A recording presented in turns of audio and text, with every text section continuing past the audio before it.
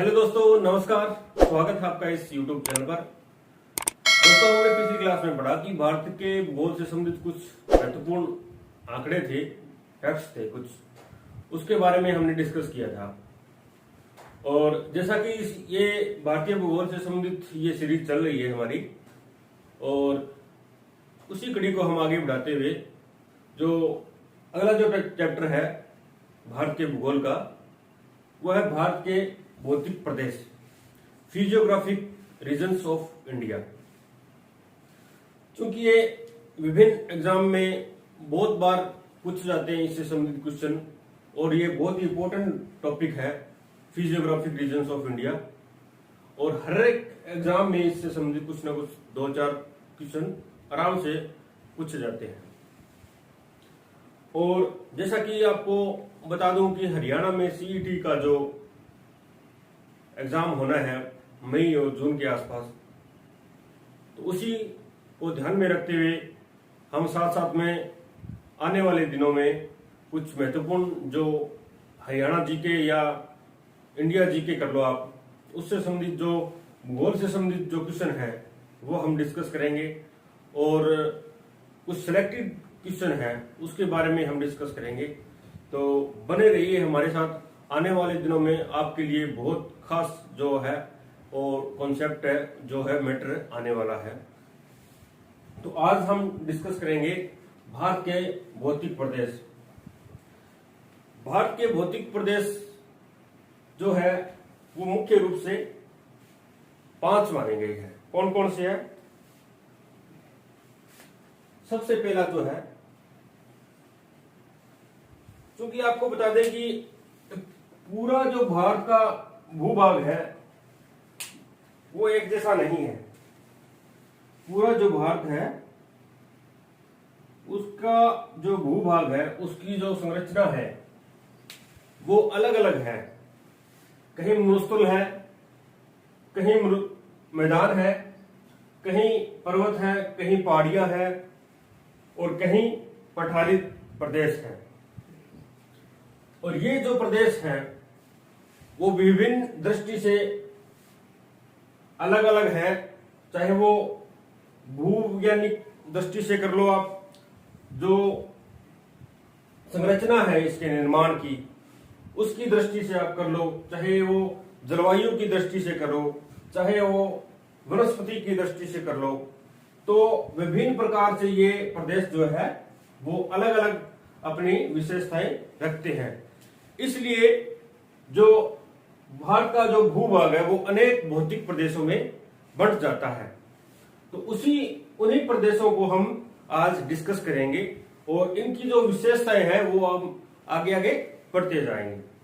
तो आपको पता ही है कि भारत का जो भूभाग है उसका कुल क्षेत्रफल कितना है। सबसे पहले क्षेत्रफल हमें पता होना चाहिए, क्योंकि ये जो पूरा भौतिक प्रदेश है, विभिन्न भौतिक प्रदेश है, वो उसी क्षेत्रफल में से विभाजित होते हैं। तो कुल क्षेत्रफल जो है, टोटल एरिया ऑफ इंडिया कितना है? Total area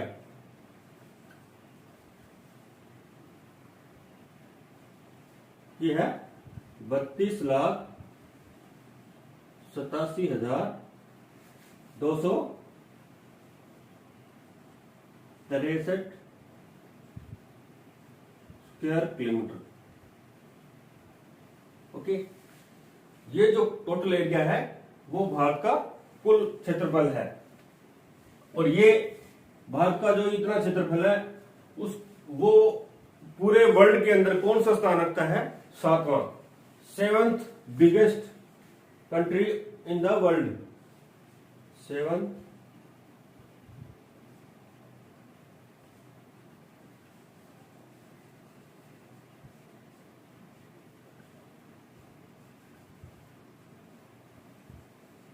world. ओके, ये तो आपको बेसिक है, आपको पता ही है। उसके बाद में हम डिस्कस करेंगे जो रीजन्स हैं वो कौन कौन से हैं। सबसे पहला रीजन है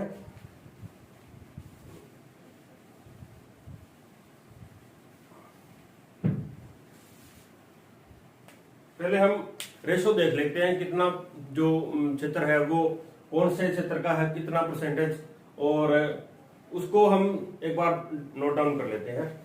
तो सबसे पहले जो है वो आता है पर्वत। पर्वत किसे कहते हैं? पर्वत जो है, पर्वतों की कुछ लिमिट होती है, उसकी ऊंचाइयों की लिमिट होती है। तो जो पर्वत है, पर्वत जो है, क्योंकि जो सबसे उत्तरी क्षेत्र में है वो हिमालय पर्वत आता है। तो पर्वत और पहाड़ी में क्या डिफरेंस है? ऊंचाइयों में डिफरेंस होता है, ऊंचाइयों में डिफरेंस होता है। सबसे पहले पर्वत, पर्वत की जो ऊंचाई है वो कितनी है? 2135 मीटर जो है इसकी, 2135 मीटर से अधिक आएगा ये।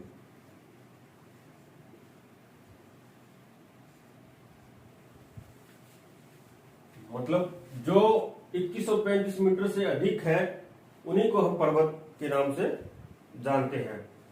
और ये जो भारत में इसका परसेंटेज है वो कितना परसेंटेज है, कितना भूभाग है इन पर्वतों का, इन पर्वतों का जो भूभाग है वो लगभग 11%। 11%। ये जो है ये सी लेवल से है, सी लेवल से जो समुद्री तल है उससे लेकर जो ऊपर तक 2135 मीटर है उससे अधिक जो है वो पर्वत की श्रेणी में आएगा। उसके बाद में है पहाड़ी।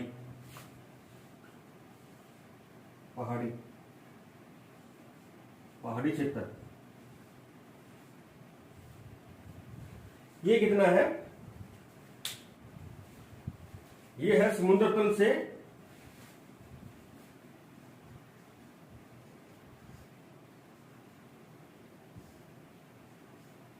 समुद्र तल से 2135 मीटर तक। ठीक, और इसका जो परसेंटेज है वो कितना है? पूरे इंडिया का जो है, पूरे इंडिया में पहाड़ी क्षेत्र का जो रेशो है वो कितना है? टोटल एरिया कितना है? वो है लगभग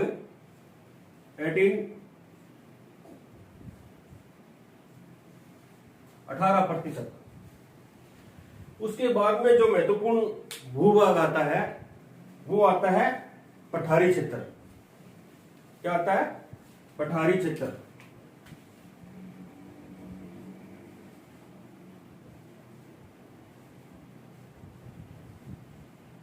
प्लेटिव एरिया। ये इसकी जो ऊंचाई है वो कितनी मानी गई है भूवैज्ञानिकों के द्वारा? वो है समुद्र तल से 305 मीटर से लेकर 915, 305 मीटर से लेकर 915 मीटर तक। और इसका जो परसेंटेज है वो कितना है टोटल एरिया ऑफ इंडिया?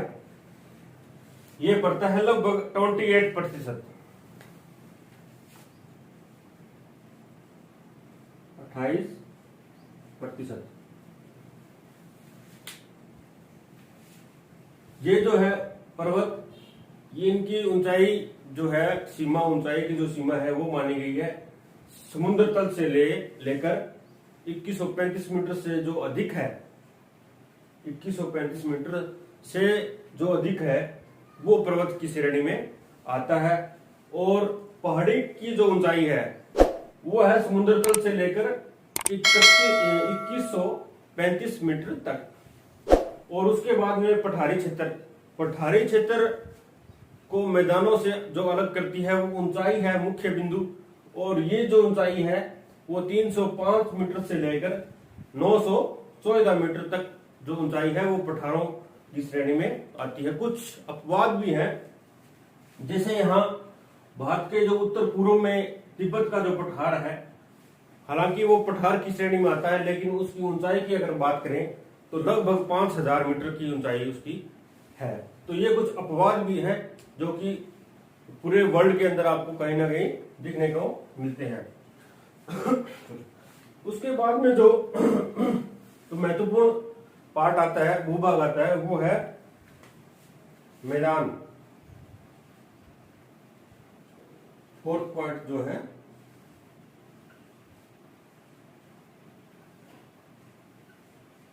मैदान। इसकी जो ऊंचाई है वो 305 मीटर से नीचे होती है। 305 मीटर से ये स्टार्टिंग हो जाता है पठार की ऊंचाई। तो इसका मतलब ये क्या है, 305 मीटर से जो नीचे है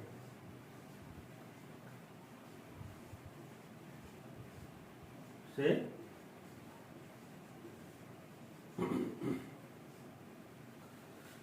जो है वो मैदान कहलाते हैं। और इसका जो टोटल भूभाग है मैदानों का वो पड़ता है 43%। सबसे बड़ा इंडिया का जो है वो है 43%। इसके अलावा कुछ बुक्स में इनकी संख्या 6 भी दी गई है। वो इसलिए है कि जो मैदान है उसी का जो सब डिवीजन कर दिया।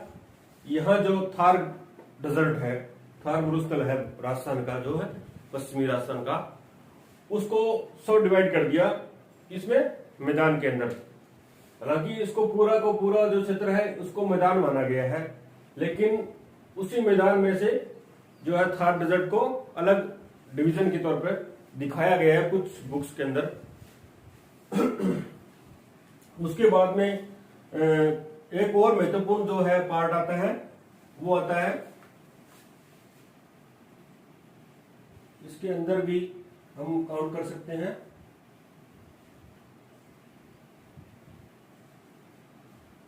थार मरुस्थल।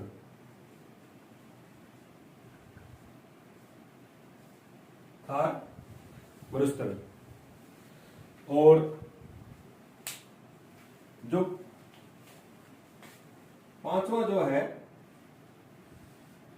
वो आता है द्वीप समूह। ये भी फिजियोग्राफिक रीजन्स में भी काउंट किया जाता है। कौन सा?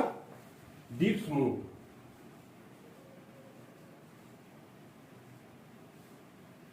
द्वीप समूह में हम डिस्कस करेंगे दो पार्ट्स, दो जो महत्वपूर्ण टॉपिक है उसमें ये जो है, एक आता है बे ऑफ बंगाल, बंगाल की खाड़ी। कौन सा आता है? बे ऑफ बंगाल। और दूसरा आता है अरब सागर।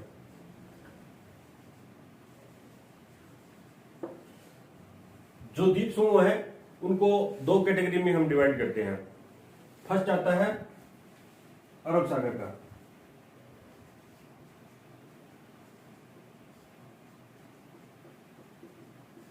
ठीक है, और दूसरा आता है ये बंगाल की खाड़ी का।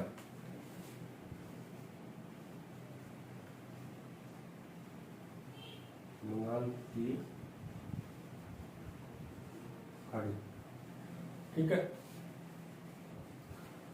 तो ये जो है ये मोटा मोटा आपने ये देख लिया भाई भारत के जो भौतिक प्रदेश हैं वो कितने प्रदेशों में डिवाइड किया गया है, कौन से जो है प्रदेश की कितनी जो टोटल एरिया ऑफ इंडिया है। और जो उसके अलावा पर्वतों की जो ऊंचाई है वो भी हमने नोट करी है कि जो 2135 मीटर से ऊंची जो ऊंचाई है सी लेवल से लेकर, उसको हम पर्वत की श्रेणी में हम काउंट करेंगे। और समुद्र तल से लेकर 2135 मीटर तक है, उसको हम पहाड़ी क्षेत्रों में शामिल करेंगे। और 305 मीटर से लेकर 915 मीटर तक जो ऊंचाई है वो हम पठारों में गिनेंगे। उसके अलावा जो नेक्स्ट टॉपिक आता है वो हम भारत का जो हिमालयन क्षेत्र है उससे हम शुरुआत करेंगे। ठीक, ये आप स्क्रीनशॉट ले सकते हैं इसका।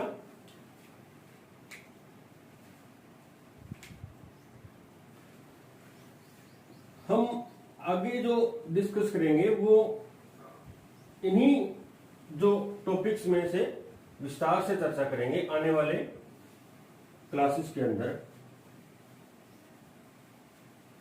ये तो हमने पढ़ा था कि भारत के अंदर भूभाग कौन सी संरचना के कितने प्रतिशत है, जैसे पहाड़ी हो गया, पर्वत हो गया, पठार हो गया, मैदान हो गया। और जो भारत के भौतिक प्रदेश है वो है फर्स्ट कौन सा है,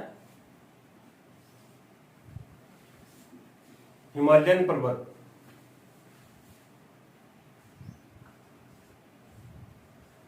हिमालय पर्वत।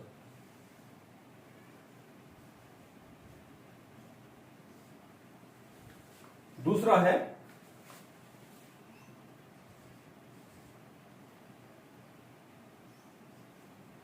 महान, इसको ग्रेट प्लेन्स भी कहते हैं, जलोढ़ का मैदान भी कहते हैं, वर्द मैदान भी बोलते हैं, कुछ कई नाम है उसके।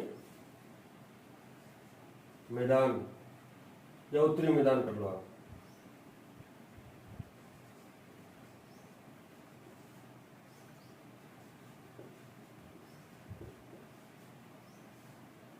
थर्ड कौन सा है, ये जो पार्ट है प्रायद्वीपीय पठार।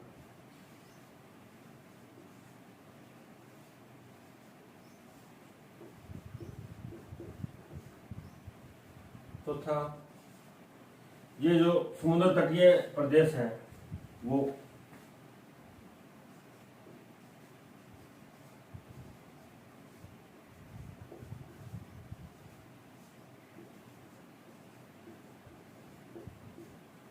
इसके अलावा ये भी हमने जो पढ़ा था, जो द्वीप समूह है, ये भी भारत के भौतिक प्रदेश में आता है।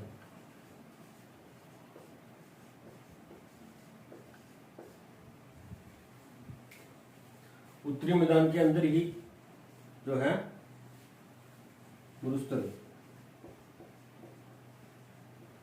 काउंट किया जाता है। ये जो है भारतीय भौतिक प्रदेश, पीछे जो हमने पढ़ा था वो जो उसकी विशेषता है, उसकी जो डेफिनेशन है वो हमने डिस्कस करी थी। और उसके बाद में जो भारत के भौतिक प्रदेश हैं जो एक्चुअल में काउंट होते हैं उसके बारे में हम जो है डिस्कस कर रहे हैं। तो फर्स्ट क्या है, हिमालय पर्वत। हिमालय पर्वत जो है वो भारत का जो उत्तरी और पूर्वी क्षेत्र है, सबसे उत्तरी और पूर्वी जो क्षेत्र है वो है वो भारत का जो हिमालय पर्वत।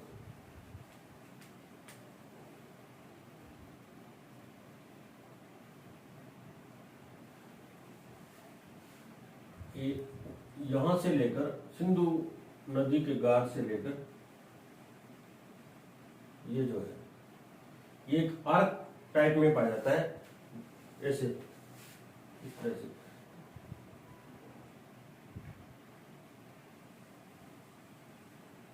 बीच में से नीचे की ओर और दोनों साइडों में ऊपर की तरफ, ऐसे जिसे आर्क हो, ऐसे।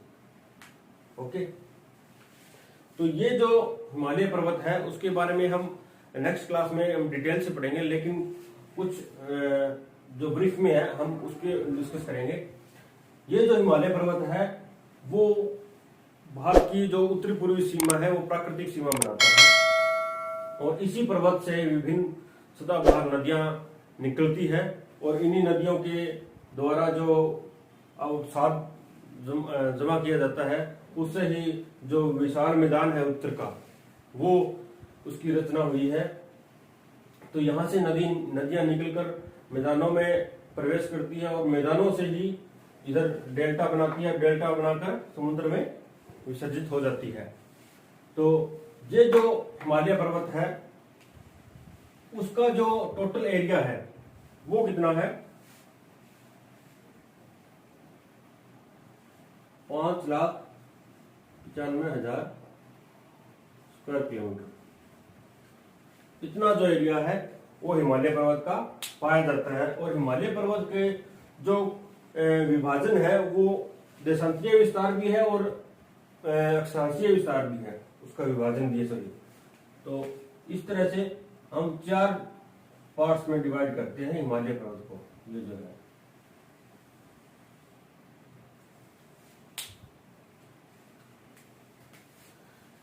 सबसे जो उत्तर में है, ये जो है इसको बोला जाता है, इसको बोला जाता है ट्रांस हिमालय।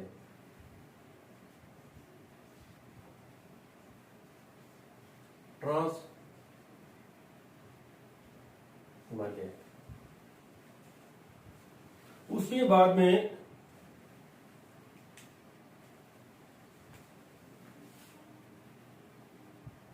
जो ग्रीन से लिख देते हैं इस तरह से, ये जो श्रृंखला है वो सबसे महत्वपूर्ण होती है, क्योंकि ये सबसे ऊंचाई में पाई जाती है। और इसी को हम क्या बोलते हैं? ग्रेट हिमालय, वृद्ध हिमालय, हिमाद्री, अलग अलग इसके नाम है। इसको बोलते हैं वृद्ध हिमालय।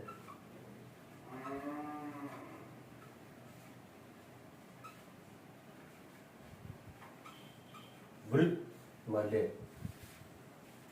उसके बाद में कौन सा आता है? लघु हिमालय।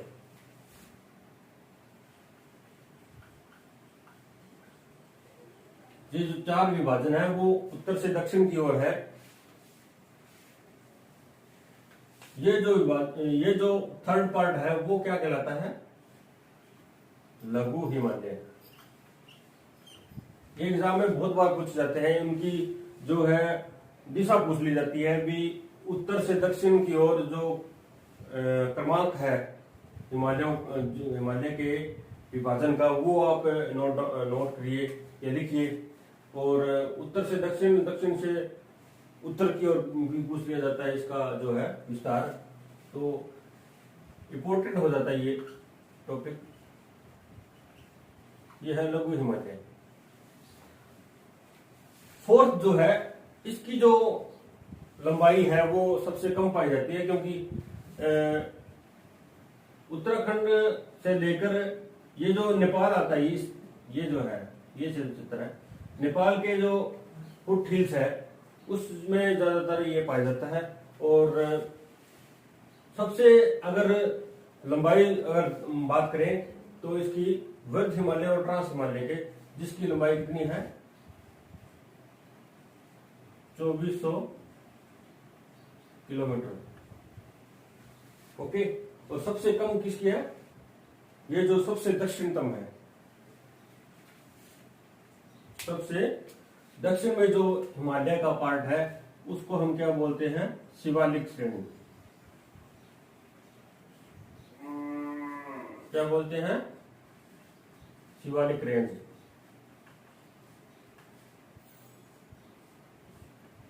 शिवालिक रेंज। और ये जो पूरा का हिमालय जो क्षेत्र है उसकी जो टोटल लंबाई है वो है 2400 किलोमीटर। और ये जो मेन जो महत्वपूर्ण पॉइंट इसका और भी है कि ये जो तिब्बत की ओर, इधर तिब्बत है, जैसे इधर तिब्बत है, तिब्बत की जो साइड है वो है अवतल, जैसे ऐसे ऐसे। जो तिब्बत की साइड है हिमालय पर्वत की, वो अवतल है, और हमारे इंडिया की ओर ऐसे है, ऐसे, इस तरह से, इस तरह से तिब्बत की ओर, इस तरह से इंडिया की ओर। तो इंडिया का तरफ जो पार्ट है वो है उत्तल, और यहां लिख देता हूं उत्तल, इधर है अवतल। तो ये भी बहुत इंपॉर्टेंट टॉपिक हो जाता है। और जो वर्ल्ड की सबसे हाईएस्ट पीक्स हैं, सबसे ऊंची चोटियां हैं, लगभग यहाँ पाई जाती है। कहते हैं कि 94 जो पीक्स हैं ऑल इन द वर्ल्ड, उनमें से 92 जो पीक्स हैं, चोटियां हैं, वो अकेले हिमालय पर्वत में पाई जाती है। और ये कोल्ड माउंटेन कहलाता है, वलित पर्वत कहलाता है। और सबसे नवीनतम जो पर्वत है उसकी श्रेणी में जो हिमालय पर्वत आता है। हम उसके आगे अगले चैप्टर में हम डिटेल से करेंगे जो हिमालय पर्वत का। और एक महत्वपूर्ण जो इसका आता है टॉपिक, इसका जो देशांतरीय विस्तार है वो है 22%। ये जो है यहां से लेकर यहां तक, ये जो विस्तार है वो कितना है? 22%। हमने पिछली क्लास में पढ़ा था ना भी भारत का जो अक्षांशीय विस्तार और देशांतरीय विस्तार कितना है। इसी तरह हमने जो हिमालय का विस्तार है, कौन सा विस्तार? हिमालय का, और हिमालय का देशांतरीय विस्तार, ये बहुत इंपॉर्टेंट पर्सन है, क्वेश्चन पूछा जाता है। देशांतरीय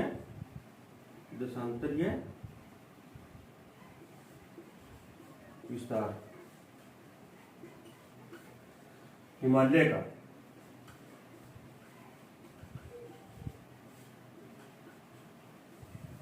बाईस प्रतिशत जो है देशांतरों में फैला हुआ है इंडियन जो हिमालय है वो।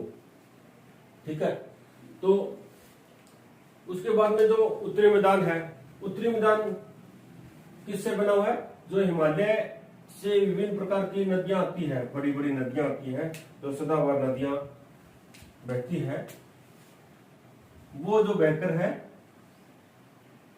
वो उत्तरी मैदानों में प्रवेश करती है। और इनके साथ जो अवसाद होता है उनसे क्या होता है? जो मैदान है वो बनता है, जलोढ़ मिट्टियां जो है निर्मित होती है। तो वर्षों की ये प्रक्रिया के इनके फलस्वरूप भारत के जो विशाल मैदान है उसकी रचना हुई है। और इसी के कारण जो है वो सबसे उपजाऊ जो मैदान है भारत का वो बन गया। तो यहाँ सबसे उपजाऊ मिट्टी पाई जाती है। नदियों के प्रवेश के कारण जो इसके द्वारा अवसाद लाया गया है वो अवसाद ही उपजाऊ का काम करता है। उसके बाद में जो लास्ट में जो समुद्र में गिरती है नदियां, वो लास्ट में अंतिम जो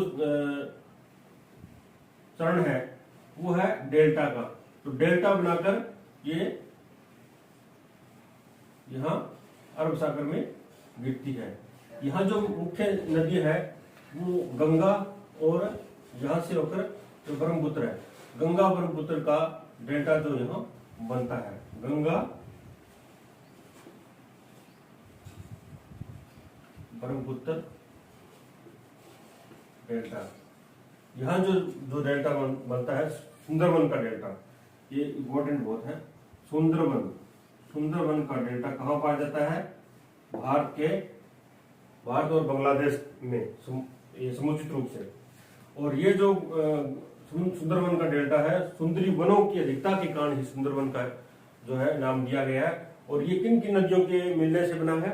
इधर से जो आती है नदी गंगा नदी से, इधर से कौन सी नदी? उत्तर पूर्व से ये जो ब्रह्मपुत्र नदी है, ब्रह्मपुत्र और गंगा का जो मिलन स्थल है वहां से होकर बांग्लादेश में एंटर करती है और बांग्लादेश से आगे अरब सागर बे ऑफ बंगाल में अपना जन्म विसर्जित करती है।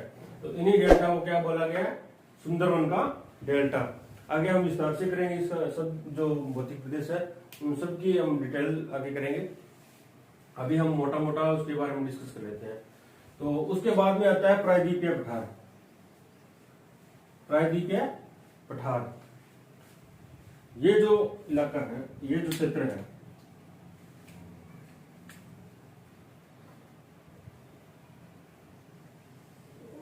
ये जो क्षेत्र है ये है प्रायद्वीपीय पठार। प्रायद्वीपीय पठार ये भूकंप और ज्वालामुखी की क्रियाओं से जो है वो दूर ही रहा है और लगभग इनका प्रभाव नगण्य रहा है, ज्वालामुखी और भूकंपों का। और दूसरी बात यह है कि सबसे प्राचीनतम भूखंड है ये भारत का, और यहां से जो नदियां निकलती है वो मौसमी नदियां होती है, जैसे कि नर्मदा जो नदी है, और इसका जो प्रायद्वीपीय पठार का जो ढलान है वो इस तरह से है। इधर हो गया दक्षिण पश्चिम से लेकर उत्तर पूर्व की ओर। तो इसका ये जो पार्ट है वो सबसे ऊंचा पार्ट है अपेक्षाकृत इसके, ठीक है। ये जो पार्ट है ये ऊंचा पार्ट है, इस तरह पश्चिमी जो घाट है। तो यहां से जो नदियां फ्लो करती हुई इस तरह से इधर की ओर बहती हुई चलती है, क्योंकि ये जो पार्ट है वो ऊंचाई में बढ़ता है और दक्षिण पश्चिम से लेकर उत्तर पूर्व की ओर अपना बहाव क्षेत्र बनाता है। और इसके जो डेल्टाज है वो बे ऑफ बंगाल में ही ज्यादातर पाए जाते हैं। इधर कोई वो डेल्टा नहीं पाया जाता, ज्वार नद पाए जाते हैं। ये नर्मदा नदी है और इधर ताप्ती नदी है, इसका जो डेल्टा नहीं पाया जाता, ज्वार नद मुख्य ही पाए जाते हैं। इसके अलावा जो समुद्र तटीय प्रदेश है, ये जो है समुद्र तटीय प्रदेश क्या है कि प्रायद्वीपीय जो भारत है, यहां से लेकर गुजरात से लेकर कन्याकुमारी और कन्याकुमारी से लेकर उधर पश्चिम बंगाल तक, ये जो इलाका है, ये जो प्रदेश है, ये ट्रायंगल में इसका जो शीर्ष है, शीर्ष जो है वो तो है दक्षिण की तरफ, और इसका जो आधार है प्रायद्वीपीय पठार का वो है उत्तर की तरफ, ठीक है। उसकी जो भुजाएं है इस ट्रायंगल के, ये जो गुजरात से लेकर कन्याकुमारी तक है, इसको बोलते हैं पश्चिमी घाट। पश्चिमी घाट,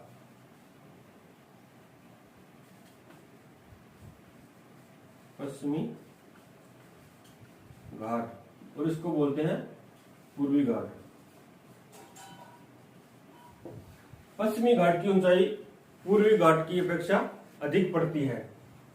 तो ये जो समुद्र तटीय प्रदेश है वो कहां पाए जाते हैं? ये जो पश्चिमी घाट है, पश्चिमी घाट और समुद्र तट के जो बीच का जो क्षेत्र है, ये जो क्षेत्र है, ये पश्चिमी घाट आ गया और ये आ गया समुद्र तट, ठीक है। इसी तरह इसकी जो ऊंचाई है अपेक्षाकृत कम है पूर्वी घाटों की, तो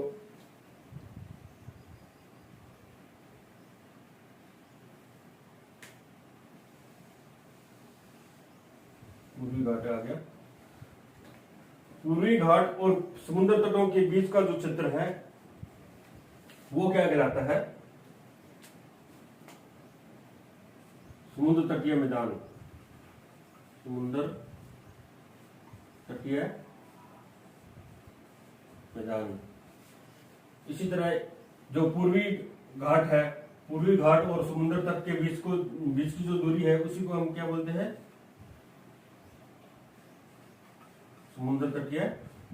ये मैदान है, यहाँ पे उपजाऊ मिट्टी भी पाई जाती है, लेटराइट मिट्टी पाई जाती है, समुद्र तटीय मैदान।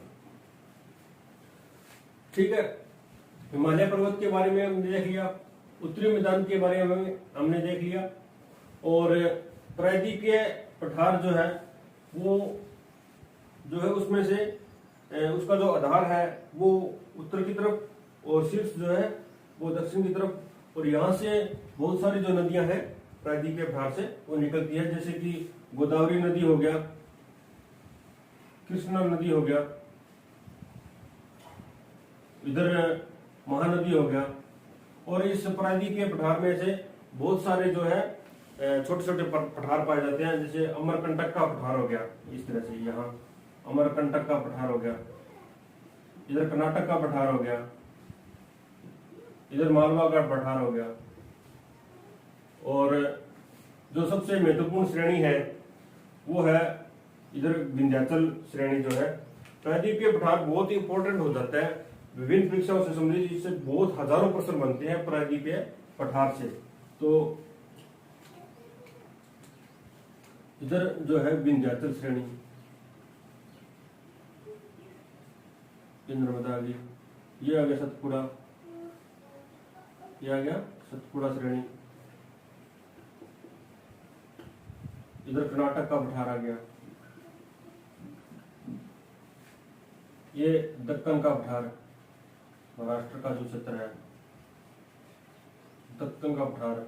ये जो क्षेत्र है महाराष्ट्र का और गुजरात का, उसमें जो है रेगुर मिट्टी पाई जाती है, काली मिट्टी पाई जाती है, जो कि कपास के लिए बहुत ही उपजाऊ मिट्टी होती है। और दूसरा जो अमरकंटक पठार है, यहाँ से विभिन्न प्रकार की जो है विभिन्न दिशाओं में गुजरती हुई नदियां वह निकलती है। अमरकंटक से नर्मदा और अमरकंटक से सोन नदी जो उत्तर की तरफ गंगा में मिलती है पटना के पास जाकर, और इसी प्रकार से महानदी उड़ीसा होकर जो है वो गुजरती है। तो ये बहुत इम्पोर्टेंट कॉन्सेप्ट है प्रायद्वीपीय पठार, जो कि भारतीय भौतिक प्रदेशों में ही सबसे बड़ा जो है प्रदेश है माना जाता है। उसके बाद में हमने समुद्र तटीय प्रदेशों के बारे में डिस्कस किया। ये जो समुद्र तटीय प्रदेश है वहाँ भी वो विभिन्न दृष्टियों से महत्वपूर्ण हो जाता है। उसके बाद में जो लास्ट पॉइंट आज का है वो है द्वीप समूह। द्वीप समूह जो है उसको हम दो श्रेणियों में बांटा था। फर्स्ट जो है अरब सागर, दूसरा है बंगाल की खाड़ी। ये जो द्वीप है अंडमान और निकोबार, अंडमान और निकोबार, ये अंडमान हो गया, ये निकोबार हो गया। अंडमान और निकोबार, इधर हो गया लक्षद्वीप। ये जो द्वीप है, ये जो द्वीप है वो हो गया लक्षद्वीप। लक्षद्वीप का मतलब 1 लाख द्वीप, लेकिन 1 लाख तो है नहीं, इसका जो है शब्दावली जो है वो लक्षद्वीप, 1 लाख द्वीप। और द्वीप समूह की हम बात कर रहे थे, उसको हम अरब सागर और बंगाल की खाड़ी के द्वीप में डिवाइड कर दिया।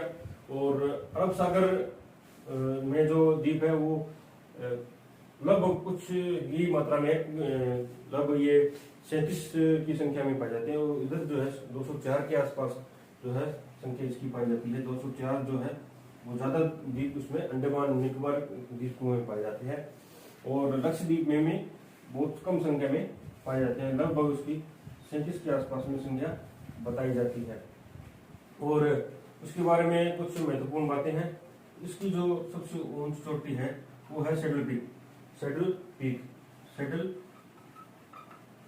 सैडल पीक, इसकी अंडमान निकोबार द्वीप समूह की। ये उसके अलावा कुछ उसके ज्वालामुखी, एक्टिव ज्वालामुखी जो है वो है बेरन ज्वालामुखी, बेरन वोल्केनो। बेरन जो द्वीप है वो एकमात्र जो है एक्टिव ज्वालामुखी वो है अंडमान निकोबार का है। तो इस तरह से हमने भारत के भौतिक प्रदेशों के बारे में आज चर्चा की है, और उसमें जो कुछ महत्वपूर्ण टॉपिक्स हैं भारत के भौतिक प्रदेशों से, उसके हमने उसके बारे में डिस्कस की थी। और आगे की जो क्लास है उसमें हमने हिमालय पर्वत के बारे में पढ़ना है। हिमालय पर्वत हम पार्ट्स के अंदर जो है डिस्कस करेंगे, क्योंकि बहुत लेंथी चैप्टर हो जाता है हिमालय पर्वत। उसके बाद में उत्तरी मैदान, उसके बाद में प्रायद्वीपीय पठार और समुद्री तटीय मैदान, द्वीप समूह, ये जो विभिन्न परीक्षाओं की दृष्टि से बहुत इंपॉर्टेंट हो जाता है, तो हम पार्ट्स में जो है स्टडी करेंगे। और अब हम आगे प्लानिंग कर रहे हैं कि जो हरियाणा में सीईटी का जो एग्जाम होना है उसके लिए हरियाणा जीके और इंडियन जीके के रूप में कुछ क्लासें लाने वाले हैं। तो आप कमेंट में बताते रहिए कि आपको किस तरह का जो है वो मैटर चाहिए, उसी तरह के अनुसार जो है वो हम वीडियो की तैयारी करेंगे। और बने रहिए हमारे साथ। जो नेक्स्ट चैप्टर होगा वो हिमालय पर्वत का जो विस्तार उन डिस्कस हैं वो हम करेंगे। और हम एक और भी प्लानिंग करें कि उसके अलावा जो इम्पोर्टेंट क्वेश्चन होते हैं जो विभिन्न परीक्षाओं में पूछे जाते हैं, उसको भी हम लेकर आ रहे हैं। उसका हम अलग बैच जो है वो स्टार्ट करेंगे। उसमें ओनली जो है क्वेश्चन का डिस्कस करेंगे जो विभिन्न परीक्षाओं में पूछे गए हैं, उन क्वेश्चनों को हम डिस्कस करेंगे।